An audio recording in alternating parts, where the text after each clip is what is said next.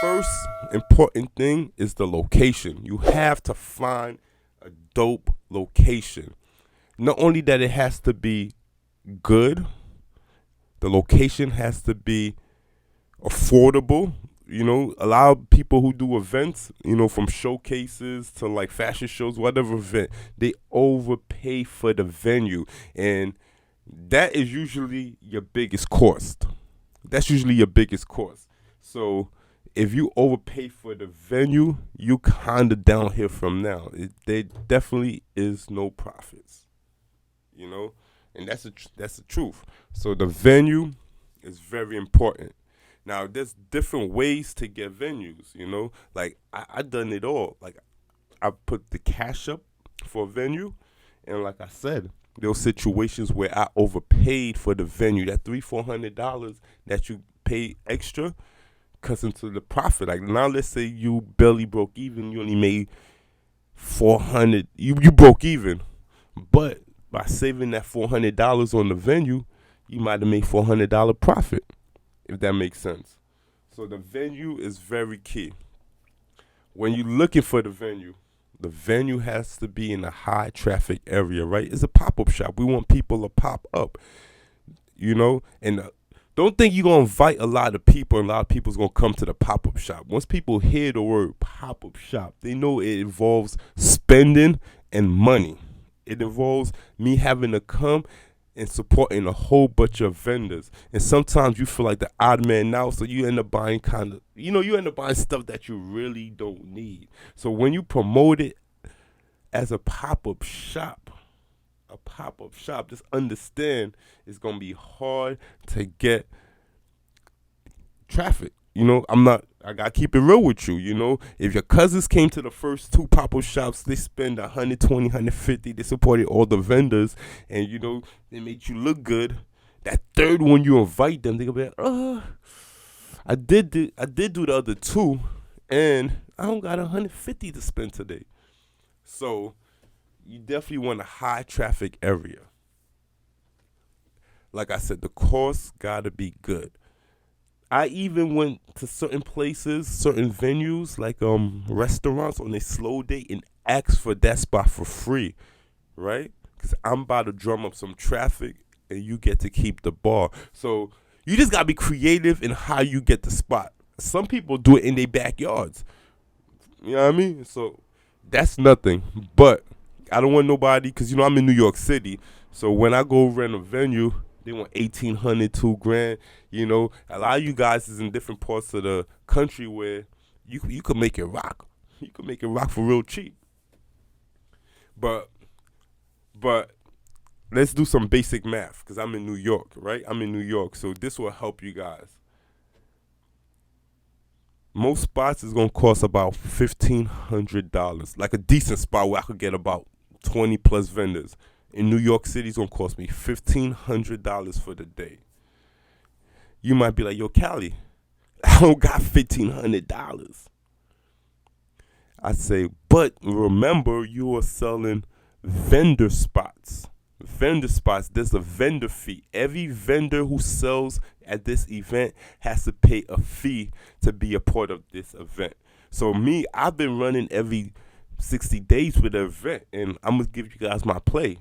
I go to the spot. I go to. See? I start questioning myself, like, should I even give you guys a play? But look. I go to the spot. I put the deposit down. I put the very minimum down. They say, yo, the spot is $1,500. You could give me $300 right now. We lock in the date. Boom, it's on the calendar. Boom. I go home. I draw up a flyer. Right? I put the flyer out. $100 a table, $150, whatever you choose. Now let's say the spot could fit 20 tables. Right? The spot could fit 20 tables. I told you the spot is $1,500. I'm gonna collect 100 times 20, $2,000. $2,000. I'm gonna pay for the spot. I make 500. Why? Well, I didn't make 500. That's just a simple mathematical equation. because you still got to factor in DJ, maybe ads, flyers. So that's why I say when you find the spot, there's no right amount of price for the vendor's fee. That's how I go about it. I just know when I collect all the tables vendor's fee, I should be able to pay for the spot, the DJ, some marketing. And if I could put some money in my pocket, that's good. You know what I mean? If I could put like a little $100, $200 in my pocket, that's good. But there's other ways to make money because it is your event. You know what I mean? Ideally, you want to make money. Like I threw one event, it was 150 a table. We did good money. We got like 30, 40 tables in that spot, and it worked out decent. But in this game, you put this event together, you put no money out your pocket, you come home with 350, 400, you won. 250. Some people are like, man, it's only 250. You won because you ain't put no money out your pocket. You put the deposit down on the spot. You get that deposit back. You sell the tables and pay for the place. Then there's ways, like I always get my tables filled because there's ways to do it. You got sites like Facebook ads, Instagram ads, Google ads, Eventbrite. Like, it's nothing to get 20 tables if we factor in ads. That's why I said you got to factor in your location, your DJ, and your marketing. What I mean by marketing, I might have to pay somebody to make a flyer, or if I make the flyer, I might print some flyers and put it out. If I don't do that, even if I don't print the flyers, you say, yo, we gonna go all digital, I would still run $20, $30, $40 worth of ads on the flyer. You understand what I'm saying? If you're trying to get 20 tables, you're going to run this $40, $50 ads, probably get 10,000 impressions. You might get actually 3,000 people that actually view the ad. And you just trying to get 20 out of that. It ain't nothing. I'm telling you. So you do the ads, you get that going. And that's basically the play. Like I told you, you get the spot. I'm going to say it one more time to make sure you guys get it clear. You get the spot. You find the location. You figure out the math from the location. You figure out how many tables you could get in that location. You charge a vendor's fee for each one of those tables. Now, when you break down and you make that fee, you have to make sure the fee covers the location, your DJ, your marketing. If you need security, the vendor's fee covers everything. Everything. And look, I'm going to tell you like this. You want to make more money, you can have your own table at the pop-up shop. You can have your own table. You can say, you know what? I love to cook. We're not going to get a food vendor. So I'm not going to charge somebody $100, $125 to vend food. I'm going to make the food. That way I could potentially make $250, $300, $400, $500. I make more money. I'm not going to have a drink vendor. I'm going to make the drinks. We are bartenders. I'm not going to have the weed vendor. We are the yeah, I mean, you understand what I'm saying? And another thing about vending, you don't want to make it too competitive. Damn, I'm giving too much drills. Don't make it too competitive.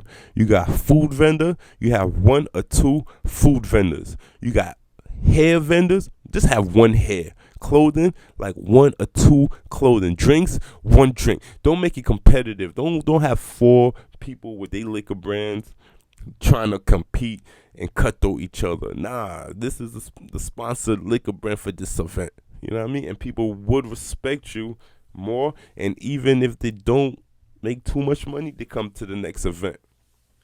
And you got to remember, the power of these events is not just making money, but it's really to put your brand out. It's really to talk to enough people about your brand.